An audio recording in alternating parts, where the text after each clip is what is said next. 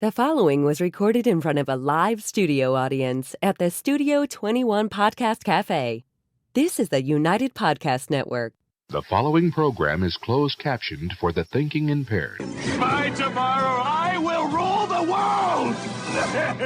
You think he's gone? He's not gone. That's the whole point. He's never gone. Is this some radical new therapy? You see? Well, I must have not been paying attention when you were just talking to me. There we are. Do you think that you can repeat the question? And I listen more attentively. See, she photographs well too, right? Oh, yeah. Am I right? Am I right about that? In all of that, nothing. You are. Oh, but that AFC looks great. Yes. it Lisa does. Williams is going to love that. Hey, Lisa, I redesigned your ad for you. Yeah. Just talking to Made it work. Let's get this up. I must have not been paying attention. I don't know, do we make it do the bop-a-bas? It's so undignified. Not everybody knows the bop bop bop. That's true. Things that pass very That's usually how we test whether or not people actually watch the show. We say, okay, when the bop-a-bas come up, you got to sing the bop-a-bas in the song. And if they don't know, like if they're like someone like you've never, but like a local official comes on and they don't know the bop-a-bas, we go, you said you listened to the show. Caught red-handed. Caught red-handed. How could you? I think Chris Doty tried, though, didn't he? Yeah, most of them do. They're on camera. I feel like they feel obligated Right. at that point. They're like, oh. Get rid of last month's papers. Yeah. All right. We'll do one bop-a-pa, then we'll start the show. All One set right. of bop bop bops. Give me time to get a couple of things done here. Starring you and I. Ba-ba-ba-ba. Oh, that wasn't bad. That was See? okay. For someone who's never heard the song before. Right? Perfect. I'm gonna give that 10 points. You should. Alrighty. All right, we did one What do you say more. we get this show on the Let's road, do shall it. we? Hi, how you guys doing? My name's Tom Duggan here with the Paying Attention podcast. Hi, atop Two Guys Smoke Shop at the Studio 21 Podcast Cafe. We've really only got 3 shows left before the September 6th election. The September 6th primary is very important in Massachusetts. Every election is really important because you're choosing people that are going to represent you in government. But this year, the primary is a little bit more important because in the Merrimack Valley, Methuen, North Andover, Lawrence, and I think even Haverhill, all of these local state rep and state senate races are going to be decided in the primary because, well, let's face it, there's only 4 Republicans in Massachusetts, and so you really can't have a Republican running in every race because there's only 4 Republicans in Massachusetts. So in the state representative race between Jim McCarty and Estella Reyes and Willie Lantigua, no Republican, that's going to be settled on September 6th. Also settled on September 6th is going to be the race in Lawrence between my friend Mayor Marco Davis, and Francisco Polino for that state rep race. And then what's the other one? There's another one, and it's just I know in the state senate race on August 25th we're going to be having a debate here on the Paying Attention podcast at 3:30 in the afternoon. Yeah. The public is welcome. So if you ever wanted to come to one of my debates or you ever wanted to come to the show, we always say live studio audience, but usually the live studio audience is Murphy. Murphy is Murphy would be my dog. my producer's dog. And but when we do debates, we usually pack the place in. So we'd love to have you guys come. I'll even buy pizza or something. We'll have something here for you. Chrissy will make you guys coffee. September 25th, state senate debate between Eunice Ziegler. She's a Methuen city councilor. Pavel Payano, he's a Lawrence city councilor, and Doris Rodriguez, who is an activist in the city of Lawrence. Now, in that race, there is, I understand, a Republican who's going to be running in that race in the final. And I don't have his name in front of me, but we're going to try and have him on after the primary. And so we want you guys to pay really close attention. Please, whatever you do, vote in the September 6th primary, because at the state level, you're going to have a race in the Republican race for governor and lieutenant governor. You've got Jeff Deal and Kate Campanale. Kate Campanale's here. She's our guest today. On the other side, you've got Jeff Deal and Leah. I always want to call her Leah Cole because that's when I met her. She was Leah Cole. Now she's married. It's Leah Allen or Leah Cole Allen. She should make her name much longer. She should add like 3 more names to that. I have a big problem with people who have like hyphenated names.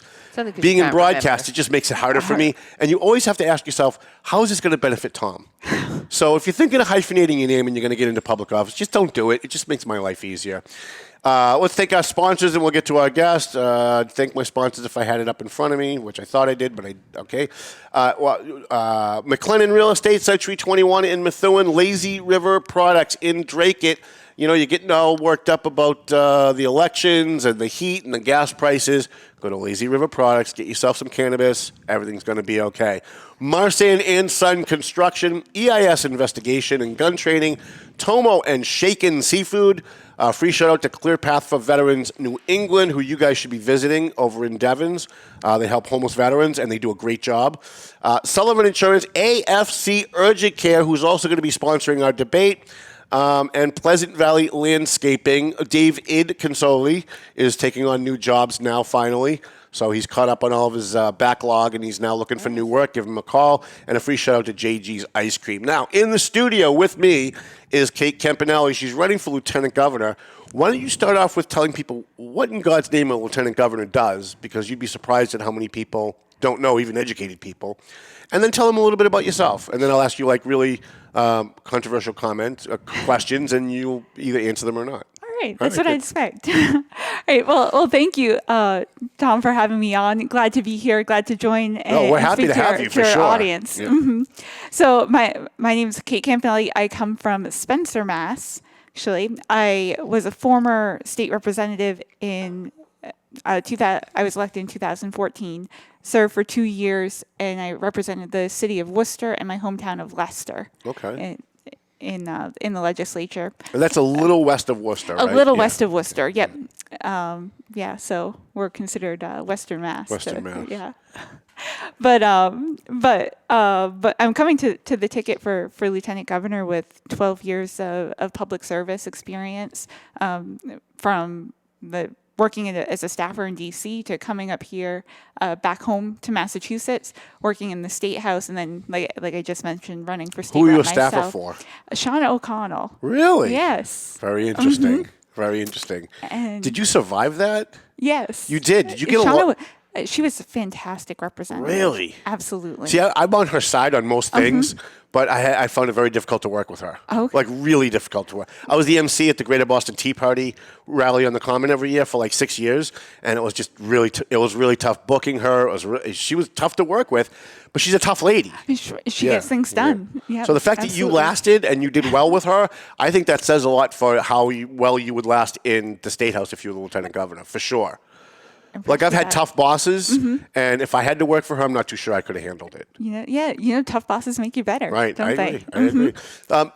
You tell me a little about yourself personally. Married, kids, homeowner, business owner.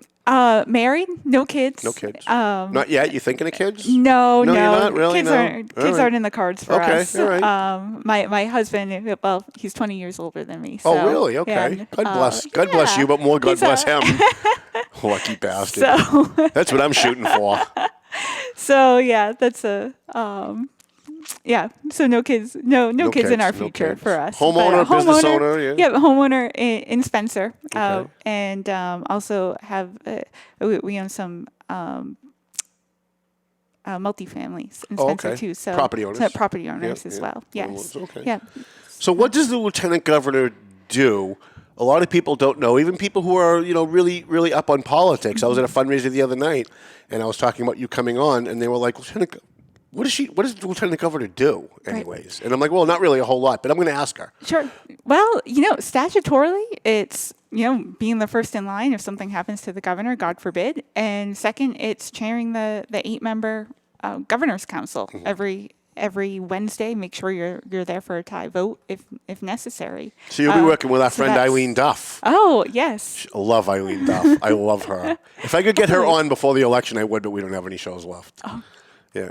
So you're gonna, so you would chair the governor's council, yes. which means you would be in charge of approving judges, and more importantly than approving judges, you would be in charge of appointing or demoting or firing members of the parole board, which is one of my big things. That parole board needs to go. Every single one of them need to go. All of them. Well, it's I've had the opportunity to watch some of the governor's council hearings, over the years, and it is interesting to see how they work, who's been appointed, and why the governor's council does vote someone down or in, and the reasons for that are very interesting. I love Eileen Duff. She's one of my favorite people in the world. We don't agree on much. But at least I understand where she's coming from when she votes the wrong way. Like, I get why she did what she did. But they're still making the wrong decisions. When Dominic Sinelli, I don't know if you remember the Dominic Sinelli case, he was sentenced to 3 life sentences by a Michael Dukakis judge, believe it or not. Now, for a Michael Dukakis judge to sentence anybody to a life sentence was unheard of. This guy was so violent, he got a 3-life sentence with no parole. The parole board gave him parole anyway, even though it was supposed to be no parole, because he had gone to Toastmasters, learned public speaking, and gotten his GED. The following day, he went out and he shot Woburn Police Officer McGuire. 2 days, the day after Christmas, went out and shot him dead. Thank God, Officer McGuire shot him and killed him in the process. When we went back and started looking at the decisions that the parole board was making, it seems to me like they are completely and totally out of touch with how their decisions are impacting people on the streets. Letting people like that go, killing a police officer, has a tremendous ripple effect in the community. Oh, absolutely. And we've seen that too often. Now, once is too much. But when I was a rep in my hometown in Leicester, there was a police officer from Leicester. He was an Auburn police officer, though, was shot by someone who shouldn't have been out of prison as well, and unfortunately killed. Right. And it's horrible. It tears a community apart. It tears a police force apart. And what are we doing, putting these violent criminals on the street? Right. And I look at that as the canary in the coal mine, because we know about Dominic Sinelli. What we don't know is all of the other people that have been paroled who went out and raped someone, killed a child, broke into a home, murdered somebody. Those cases didn't make the front page of the Globe. Those cases didn't make the front page of the paper or Channel 7. But they're just as, if not more important, because those decisions being made are crippling neighborhoods with crime, especially, like I grew up in Lawrence, especially communities like Lawrence. Sure. Yeah. Sure. So, the governor's council's job of vetting these people to the parole board is extremely important. And you talk about people or public not really knowing these roles. Governor's council is so important. I think the most important board in the state, absolutely, for sure. Yeah. So if you become lieutenant governor, will you have a standard for what types of judges or members of the parole board that you would appoint? Chris and I haven't talked about that as much as we haven't gotten to that point yet. But you would look for someone with a background that has, you do need to look at someone with a background of standing up for these things, making sure they're more constitutionally and focused and more in line with making sure we keep dangerous people off the street. What are their records? But it's the governor's council's job also to vet them. Right. As well. Right.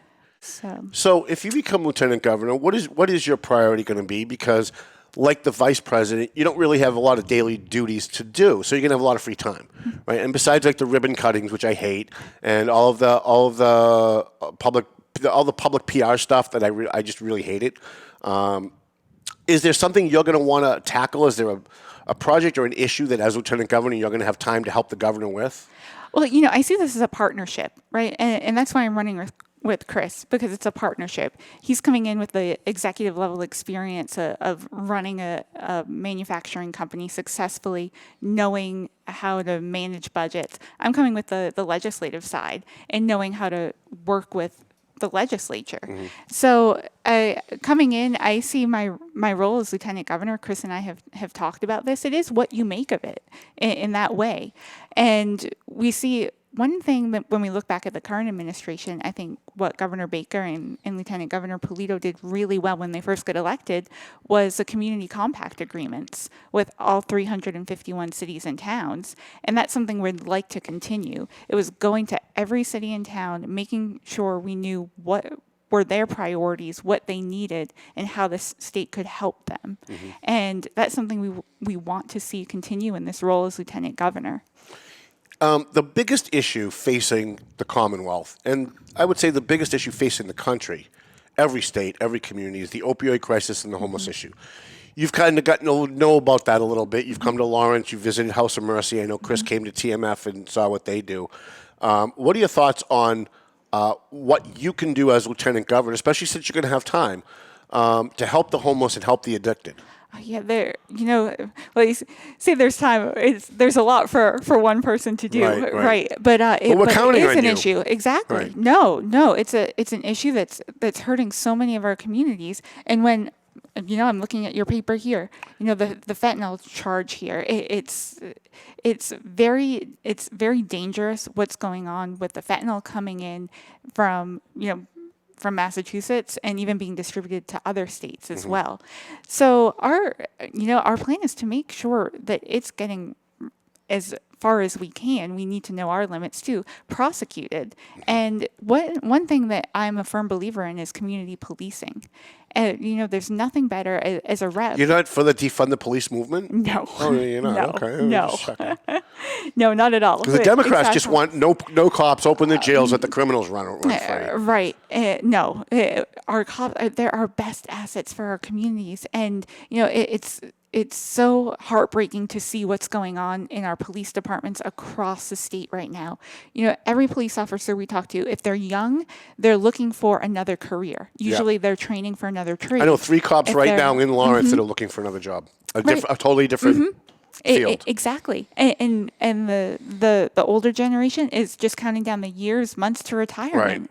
Right. So I think we have to look at policing in a respect where, how can we make sure that our officers are being respected, that they deserve? How are we recruiting and retaining these officers? And, why is there this issue right now? I think some of that goes back to the police reform bill that was passed and, the new regulations, the training regulations that are putting on our police officers. I think that's a real deterrent here in Massachusetts. But I like cops on the streets. I think having them there, working with our kids, seeing them, having those good relationships, knowing the communities and the people is so important and would be such an asset to combating the crime, drug problems. Places like the Daybreak Homeless Shelter in Lawrence, they get some grant funding. They've got room for 40 beds every night. They have 55 people every night. They're way over capacity. And there's another 150 to 200 people on the streets of Lawrence trying to get in. There's a waiting list. They don't get a lot of funding because they're a wet shelter. They're one of only 2 wet shelters in the state. A wet shelter, for those who don't know, is most shelters, homeless shelters, are dry shelters. If you're high or you're drunk, they won't let you in when you show up at the door. There's 2 in Massachusetts that are wet shelters that will let you in, and Daybreak is one of them. We're looking for, those of us who are homeless advocates are looking for people in state government to change the requirement for state grants to allow some of those grants that can only go to dry shelters to go to wet shelters. So that if it's 2 o'clock in the morning and it's 3 below zero outside and the guy had a couple of drinks before he shows up at the shelter, he's not going to die on the streets that night. That's what we're looking for. We wanted a commitment out of you for something like that. Well, before you answer that, do you have I don't know how I lost my my lighter. Do you have an extra lighter, hon? I'm jonesing for a cigarette while I'm in the middle of asking a question. People at home will love that. My mom's going to yell at me now. I'm sorry, go ahead. So we're looking for a commitment. We're looking for a commitment from people in state government to say, look, we understand what the problem is, and so we're going to try and help by releasing some of these restrictions and getting some grant funding to places like Daybreak. Her building isn't even a building. It's 2 mobile homes that are welded together up on a platform. And she can't get a new building because she's a wet shelter. And so all of the federal and state dollars that are available for that stuff, she doesn't qualify for. And she doesn't want to turn it into a dry shelter because now you're turning away half the people that need it. Right. You know? Well, and this is one of the things we appreciate, Tom, is because part of campaigning is learning, and we're going around the state and learning these issues and coming up to Lawrence earlier this week. I know Chris was here before then and saw Daybreak.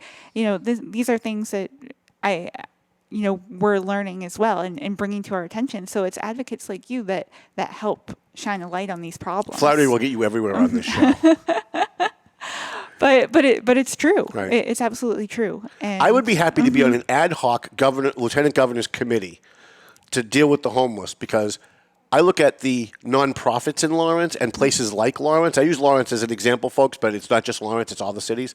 But I know more about Lawrence. We look at these nonprofits, they get millions, if not billions of dollars every year in grant funding, and they don't do shit. They don't do a damn thing for the homeless. They don't do, and even worse, people who are about to become homeless, people who are about to lose their homes or their apartments, who are about to be on the street. There's no program to stop that from happening, to just give them a little bit more of a leg up so they don't become homeless and are now a bigger problem. Exactly. God bless you. Thank you. We look at this, and I think a lot of problems can be solved looking at data. I know that's a boring thing to talk about, Right. but if we can Just look spice at it up, that's all. Exactly. Right. If we can look at data, we can show that what nonprofits are working, which ones aren't, which have the best practices. I think that's how we can go in and kind of solve the problem. Okay, this nonprofit is doing really well. And why are they doing well? Why are they having good outcomes? It's because they're doing X. Okay, well, if you want a grant now to help the homeless, you need to be making sure you're doing X, X, and X. And if you're not, well then... There are no you can performance measures, and I'll give you a great example. Right. Groundwork Lawrence gets a grant, and I'll go back to even Nikki Songas a few years ago. Nikki Songas comes to Lawrence and gives them, I'll make up a number, it's like $40,000 for green technology job training. And they have a big ribbon cutting, and they present the big check, and they send out these press releases. And so at the end, I raised my hand and I said, well, how many green technology jobs are there in the Merrimack Valley once people go through this job training? Zero. There's zero green technology jobs. So I went when I found out they were having the classes for the green technology job training, and it was the volunteers from Groundwork Lawrence attended the class, and Groundwork Lawrence taught the class and kept the money. And I looked around and said, well, that was just a complete waste of time. These people all go out and hold signs for the Democrats that gave them the grant. They put money in their pocket. Even though they're a nonprofit, they can't support a candidate. All the people who work at the nonprofit were supporting that candidate, who then went out and gave them more money for stupid things like green technology job training, instead of like helping people who are about to become homeless or people who already are. Exactly. Right. We need measures in place. We need to make sure that tax dollars are being spent wisely. Right. And this is just one example of many. But when you look at just a homeless situation or addiction, we know that everybody is different. Everyone responds differently. And I believe some of the programs that we have and some that we were talking about the other day, 3 days, 5 days isn't going to help solve the problem. Right. And we need to make sure that we're doing all we can to make sure the problem solved, that we're seeing someone through from the beginning till the end, making sure they come out with a job, making sure that they have housing, and making sure that they're on the right path and not this cyclical behavior, which is just heartbreaking to see. What are your main issues? What do you want to tackle once you get in? I like to be the liaison between our state government and municipalities. I think that's crucial to know what's going on in which community and how best to help that. Also, things that we're learning as we're going around the state is tourism. Here in Massachusetts, we've declined from 5 down to 21, and that's a lot of money too that will come into the state. What do you mean 5 to 21? What do you mean? We came in. We were the top 5 I see. in tourism, and we've dropped to 21. Okay. And that's surprising, because if you go to San Francisco, you don't want to go to any of the tourist places now because they've been overrun by homeless or crime or whatever. Same thing with Philadelphia, same thing with New York. But Massachusetts has been kind of untouched by that. Right. And so it's surprising that it's going down rather than going up, even though all the indicators are in our favor. exactly. Right. We're the, So we're what the explains birthplace of that? America. What, Right. what explains that? I don't think we have someone that's accountable to tourism right now. It's regionalized, but not in a way that, again, we're not showing any metrics. There's no performance metrics. There's no way to measure how well someone's doing. So I think it's getting in there, kind of seeing what the organization looks like and how can we better streamline this to make sure we put measures in place, make sure that we're getting tourists in. Massachusetts is, I've been all over, from Cape Cod to the North Shore to the Berkshire, Central Mass. Massachusetts is a beautiful state. It's beautiful in so many areas, and it's a gorgeous state with so much to offer for no matter what. I always said Lawrence could turn things around. I mean, Lawrence, since I was a kid, we've heard Lawrence has potential. And now I'm 55 and I'm still hearing Lawrence has potential. They've never lived up to that. But I always thought that Lawrence could actually live up to their potential because of the tremendous history that's there. The 1812 strike, the mills, how it was built from two different communities. It was I think one of the few communities that was planned. Like the mill owners bought land from Methuen and made it North Lawrence, and from North Andover and Andover made it South Lawrence, and created this town as a manufacturing city. And I think the other communities like New Bedford, Fall River, Holyoke also have similar histories where we should be bringing people from all over the world to show the accomplishments of Massachusetts and having that kind of tourism, and yet it doesn't seem to get promoted. Oh, absolutely. Yeah. And you talk about Lawrence, look what Lowell's done to their downtown. I mean, it's beautiful. So, and to your point, I think it's focusing on something small in a city and growing that and making that bigger. But if you just focus on one thing, I think that's more manageable, and then you'll just see that the growth can spur from there. So as the lieutenant governor, you're going to be the left hand of Chris Doty if you guys win. God forbid something happens to Chris and you become governor. What would you be doing day one? Nobody ever asks like the vice president in that, and nobody ever asks the lieutenant. So I'm going to ask.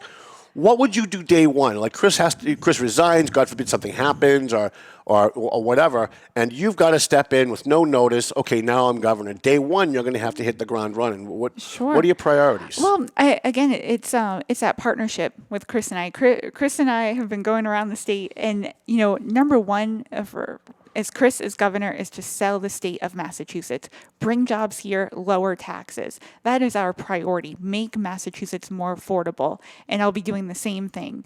We're in a partnership right now as governor, lieutenant governor, but if governor stepped in, I would carry that same outlook. We need to make Massachusetts more affordable.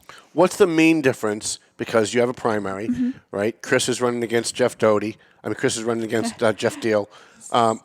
What are the main differences between? Why should people vote for the Doty ticket rather than the Deal ticket?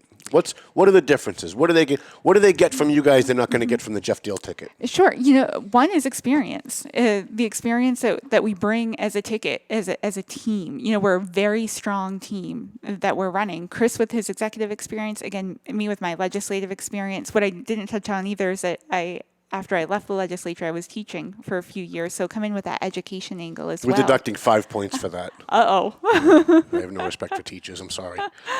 Wait, public school teacher? Yes. Minus 10. I'll go from -5 to -10, but that's okay. You're still in the positive numbers here. I had to open my mouth. Huh? Goodness grief. But listen, most of the people who listen to my show on audio or watch the show, most of the people who consume this show don't agree with me on anything. So they listen for the local politics. So you're whenever you disagree with me, you're actually doing good on this show. Okay. Right. Now I lost my train of thought. So you become governor. You step in day one.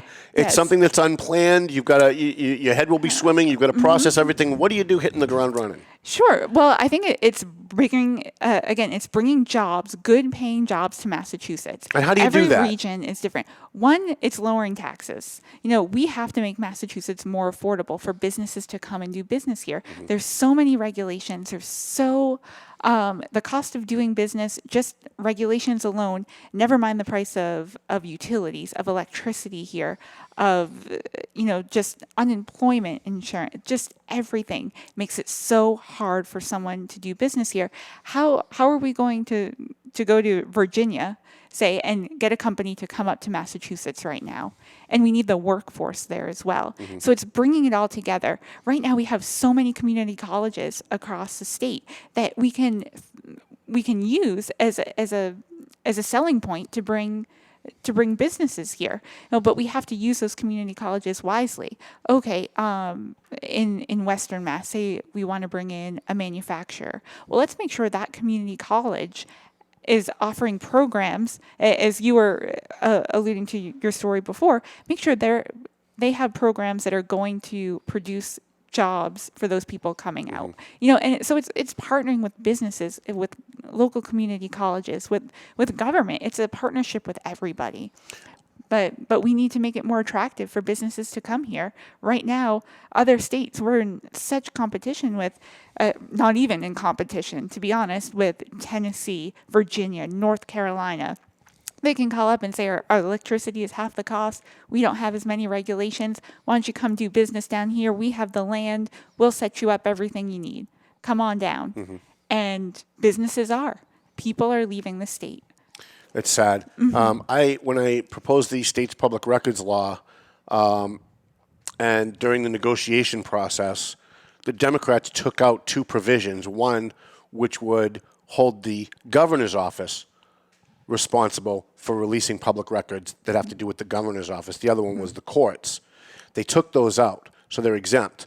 The governor's office is exempt from the state public records law, and so are the courts. Those are the two things we should have first. What is the governor doing? If I want the mayor of Lawrence's schedule from last week, because I want to investigate something, but I don't want them to know what I'm investigating, so I ask for like a whole week of this schedule, he has to turn it over within 10 days or he has to pay a penalty. The governor doesn't. The courts don't. So there's a lot of things going on in the courts and the governor's office that we should know about. Would you guys support changing the state's public records law to stop the governor's office from being exempt and the courts from being exempt? Well, I certainly agree in transparency and being open to the public. I mean, how is someone supposed to trust government, trust their local officials if information isn't available to them? So if it's about building trust and transparency, then certainly you're be all for it. in support. Oh, good. All right. Good. We got about 6 minutes left. What? Time goes quick. It does go quick. So give your pitch. Why should people consider, because you're not running really technically as a ticket on the ballot. People have, it's two different races. Right. So it won't say like president, vice president are on the same line. You'll be on a separate line. Why should people vote for you instead of Leah Cole? Because let's face it, it could happen. Chris could win the primary and Leah could win the primary. So why should people vote for you over Leah? Well, that's why, again, Chris and I are branding ourselves together, because we complement each other with our experiences and our background. And I can attest to that because I saw you guys together for the first time at House of Mercy the other day. And I liked the way you guys interacted. I thought that was pretty good. Sure. Yeah. It works. And I think that's really a strength that we have. It's something that we're creating that working relationship already. We get along. We have the same priorities. Yet Chris also is very respectful to a difference of opinion as well. So I think that's a good Chris balance. is actually too respectful. He seems too nice. And the first few times I talked to him, I wondered in my head walking away, is this guy going to be able to handle Beacon Hill? Because it's rough and tumble up there. They're not very nice at all about anything. It seems to me like he's too nice. And I wonder if there's a bear under there somewhere that if you piss him off, if you get his goat going, whether or not he's going to be able to be like Charlie Baker a couple times has lashed out at people. And I looked at it and went, gee, thank God, finally the guy lost his temper and called these people out on the carpet. But he seems to have what I call Charlie Baker disease. He's too nice. Chris is very even-keeled. And that's a good way to put it. That's a good way to put it. I think that's what we look for in a leader, someone that doesn't get ruffled and can handle situations. Well, I don't, but very I see calmly. what you mean. Other people do. Yeah. So Chris can keep calm and steady in no matter the circumstance, and for that reason, he'll be a great leader. He's one of those people that you meet, that you sit down and talk to, and you're just, you want to do good by him. Right. And I think that's the attitude he's going to bring to... I don't like people. All right, I'm not a people person. But the first time I met Chris, I liked him right away. He just seems to have that fatherly, calming way about him.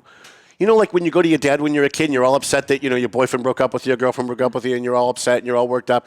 And he just had that calming, everything's going to be okay kind of attitude. He seems to have that. Absolutely. Yeah. And that's how you work with people. That's how he's going to build relationships. And that's how he is building relationships already out there on the campaign trail. They see him as someone who listens, who's taking time, wants to invest, wants to do the right thing. He is so solutions focused, doesn't care about the political noise. He just wants to know, what can we do to fix this problem? What can we do to make Massachusetts a great state to live? So if you don't win, right, and Chris doesn't win, will you guys support the deal team if they win and you guys don't? Well, I'm always a believer in supporting the Republican ticket. Excellent. I don't think I got an answer out of the other side on that one when we had the other side here. I think when I asked Jeff Deal that, he said, "But I am going to win," which is not really an answer. But I love Jeff. I love you, Jeff. 3 minutes left. Last pitch. Remind people who you are, why they should be voting for you. Kate Campanale, running for lieutenant governor. We're here. Chris Doty and I are here. We're running as a team for governor, lieutenant governor for Massachusetts. We want to make it affordable. We hear people's concerns about schools. Want to make education a top notch again, and we want to make sure that our local. Boy, I wish we had more time to get into the education thing as a teacher. I know. Oh, I could. I could talk so much about it. I'm so sick of dealing with young people, and it's not their fault. I don't get mad at them, but young people who are just so dumb, and it's not their fault that they're dumb. They went through public high school education in Massachusetts, whether it's Lawrence, Methuen, or anywhere else, and they can't do math in their head. They don't know the 3 things in the First Amendment that are guaranteed. They just don't have but they all know about abortion, global warming, and transgender bathrooms. So public school teachers do a good job on the subjects that they really want to teach. It just doesn't seem like they want to teach the basics. Right. That you took a line out of my when I usually give my stump speech, I say we need to get back to the basics in education: reading, writing, arithmetic. Absolutely. Our kids are falling behind. We're too worried about equity in our schools, and we need to get back to making our kids successful and feel good about. Isn't equity just another word for racism? It's taking away from white people to give to people who aren't white, because way back when, before we were all born, some white people did bad things. Yeah, not to quote Elon Omar. There's so many definitions of equity, but you can't use it in a classroom because, again, every child is different. Right. Every child learns different, and every child has a different pathway to success. And we need to foster that, whichever path that is. And we're not doing that if we think every child is equal. Give people your website address, your email, phone number, whatever it is that you want. Yes. If they want to donate, if they want to help the campaign, if they want to volunteer. Always looking. We have 20-something days. I can't believe it till the election. It's September crazy that it came so 6th. fast. Exactly. Yeah. The end of summer is near, unfortunately. But September 6th is primary day. It's a Tuesday after Labor Day. We would appreciate your vote. Chris Doty, Kate Campanale. My website is kate4lg.com. You can find me on Facebook, and you can get signs, bumper stickers, volunteer, make a donation. All right, sounds good to me. Now, if you win, will you come back? Absolutely. Because if you win, we're going to have you come back, and then we're going to talk about putting an ad hoc committee together to deal with the homeless, so that we can go around all these nonprofits that don't do anything. I don't want to go through them because they're just going to get all the money and waste it. So we want you to come back. You'll come back. I will come back. All right, that's a commitment. And we are going to hold her to that, because we've had other elected officials come and say that they'd come back, then they get elected, they don't come back. So we will savage you if you don't. I just want you to know up front. You can roll up, Mel. We want to thank our sponsors. Want a free shout out to JG's Ice Cream. Listen, in the middle of the summer, when it's this hot, when it's been this hot, you want to get over to JG's right here in Salem, New Hampshire, or in Methuen, and get some ice cream. And they don't actually sponsor the show, but I love their ice cream so much that we talk about it here. Pleasant Valley Landscaping in Methuen, AFC Urgicare. They're doing new immigration physicals. For all of you from Lawrence that are watching, I know all of you are concerned about immigration issues, and she's going to be sponsoring our debate, which is great. Free shout out to Sullivan Insurance and Clear Path for Veterans New England, which you guys do need to visit. Borelli's Deli, where I'm going right after the show. I'm going there to get my hot sausages, and they have a new thing that I found. It's a spinach ravioli, which is actually even better than their butternut squash ravioli. EIS Investigation and Gun Training, Marston & Son Construction, Lazy River Products in Dracut, and McLennan Real Estate, Century 21 on Broadway in Methuen. We want to thank all of our sponsors, and specifically we want to thank them all for sticking in with us, especially through the year. I want to thank Kate Campanale. Thank you for coming in. Good luck in your election. I want to thank Chrissy, our fine producer. And it sounds like Melvin Taylor says we got to go home, so go home already. The views and opinions expressed by the hosts, guests, or callers of this program do not necessarily reflect the opinions of the Studio 21 Podcast Cafe, the United Podcast Network, its partners, or affiliates.